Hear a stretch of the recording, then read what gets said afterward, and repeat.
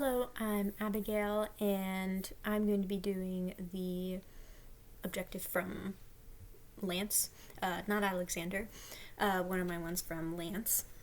And his objective is Lance will improve his receptive language by identifying the type of non-literal language, such as sarcasm, simile, metaphor, exaggeration, and explain the meaning of it with 70% accuracy in 3 out of 5 opportunities, with moderate prompting or cues in a structured setting by the speech clinician.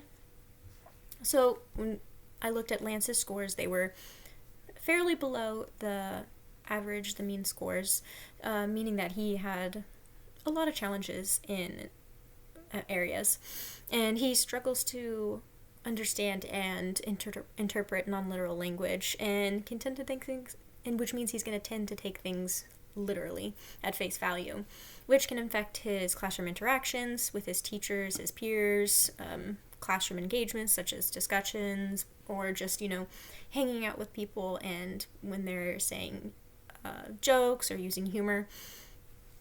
Developing an understanding of these non-literal terms is especially important at his age and grade level when poetry and literature, like especially Shakespeare, begins to be introduced. And in order to help him best, I found that creating a foundation of the specific concept of, what is irony, what is a metaphor, what is simile,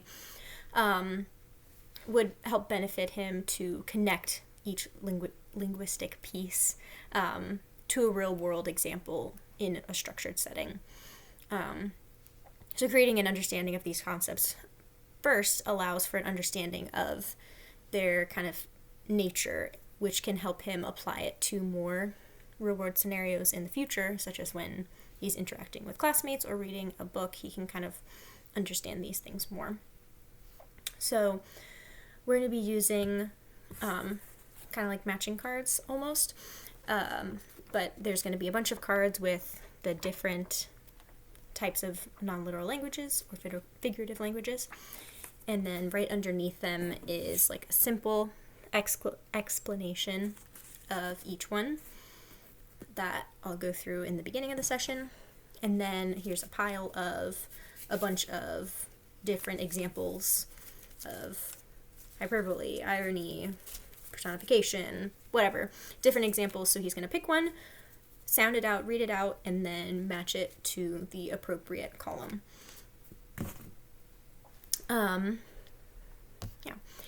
The intervention that I chose is clinician-directed intervention, because having a clinician-directed intervention allows for the clinician to specifically tailor an activity to target a skill in order to help the client, in this case, Lance, to continue to improve.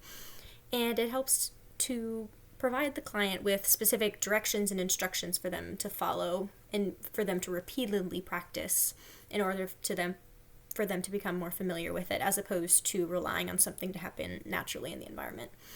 And feedback from the clinician allows for redirection or correction when necessary for the client, and especially for Lance, who is older in school, it's good practice for him of listening to an instructor and being able to follow directions. The approaches was making sure to use modeling and using explicit learning, explicit teaching with Lance. I'm going to introduce all of the non-literal forms of language that are going to be present in the activity, metaphor, simile, exaggeration, hyperbole, yada yada, and then provide an explanation for each one that is not going to be one of the examples in the matching cards. And Lance, I would have already done that in the last session that he had, because he already has a previous understanding of what each non-literal language is and what it means of the language, but now we're working on applying that to specific sentences and situations. So we're going to start to add the application of that knowledge. So I'm going to start off by modeling. I'm going to pick one of the cards, carefully read it out loud, sound it out. I think this one belongs in irony, for example. And then Lance, you try. Using these approaches allows for making sure that clear directions are given and that focuses on the concept from the beginning using already introduced language as opposed to what I talked about earlier where it's just kind of experiencing random environment. I think that would cause a little bit too much confusion with him trying to follow his lead but also trying to learn. I feel like that would cause a lot of confusion. Whereas having a structured setting and explicitly laying out what is expected and correcting as needed, I feel like that would be much more valuable to him. So, for the sake of this, I'm using my fiance as Lance. His name is Luke. So I will call him Luke because I can guarantee that I'll remember to call him Lance, but when I say Luke, I mean Lance. They both start with L. So, okay.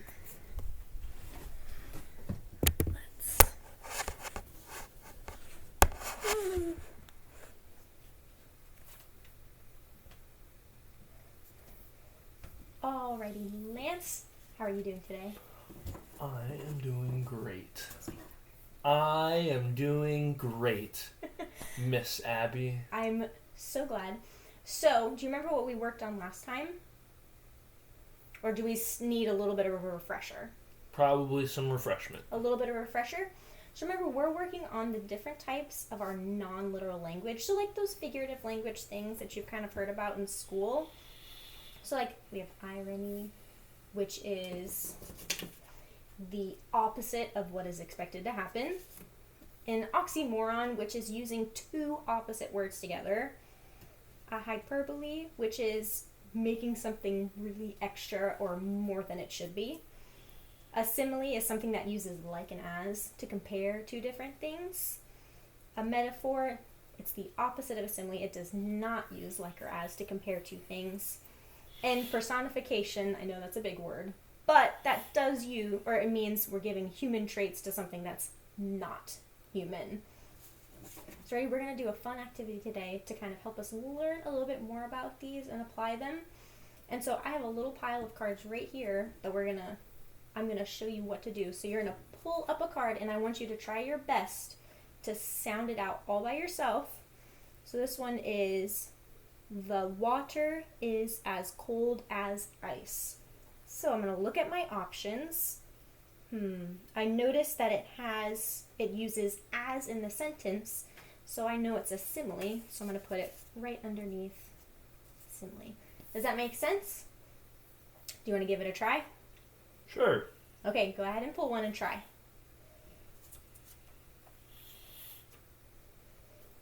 He was as strong as a bear. As a bear? As a bear. Are you as strong as a bear? Probably not. So what do you think that goes under? Look at your options and see if you can think about it first by yourself. If I know what it is, can I put it there? You can put it there. Okay. And I'll double check your answer, but I think you know it.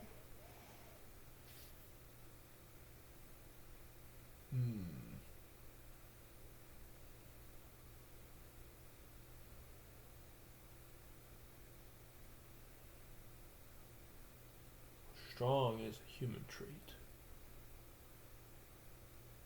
But I think it's a little extra. Because humans aren't as strong as bears. No, you're very right. Do you think a human is actually strong as a bear? Maybe that big bodybuilder guy that I see on TV, but... Maybe, you never know. Okay, ready for the next one? Sure. Okay, go and pull another one. Oh, I'm doing all of them, I see. Okay, go ahead, Luke.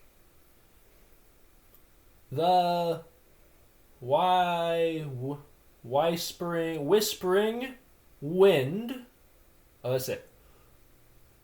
Can you show me a whisper? Good job, Lance. Where do you think that might go?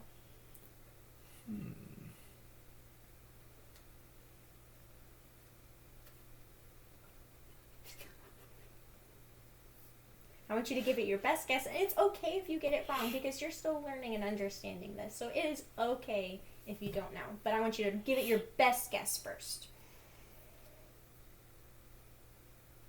Oh.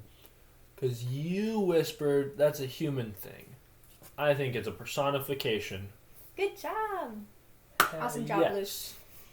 We're going to pretend, for time's sake, that we did a number of more, and then this is the last one. Okay. Because we can't have a long video. Okay. Oh. So Lance, Luke, you've been doing such a great job at this activity. We're going to do one more before we end it, okay? So go ahead and pick one last card. Oh, we got another bear one. The bear was growling. Growling. Good job the bear correcting. Was growling. It's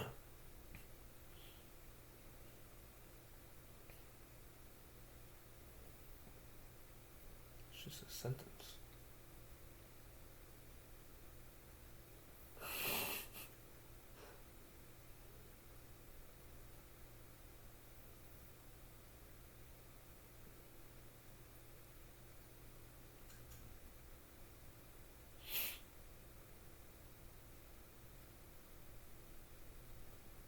Well, out of our options, it doesn't use like or as. You are correct. Growling is not a human trait.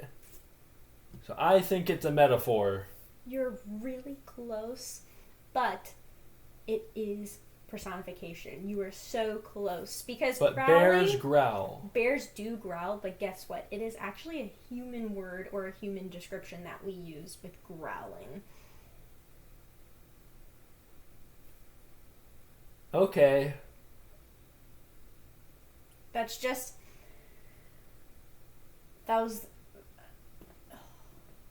Yes, growling is personification. Would you like to do one last one so that we make sure we end on a good note? I think I would like that, because that was confusing.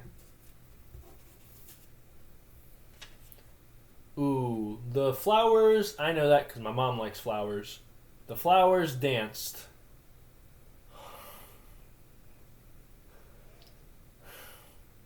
These cards were really shuffled up. I'm gonna guess that this is a personification because we dance and flowers do not. Good job, Luke.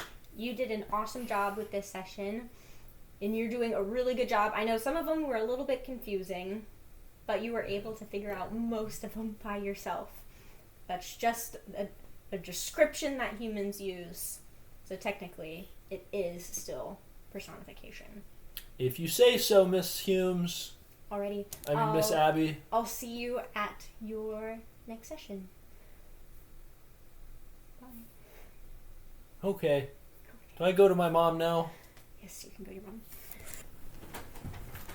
mom.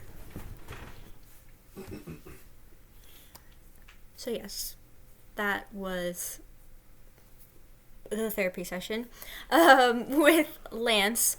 I don't really know if there's a graceful way to end this, so I'm just gonna end it. Bye.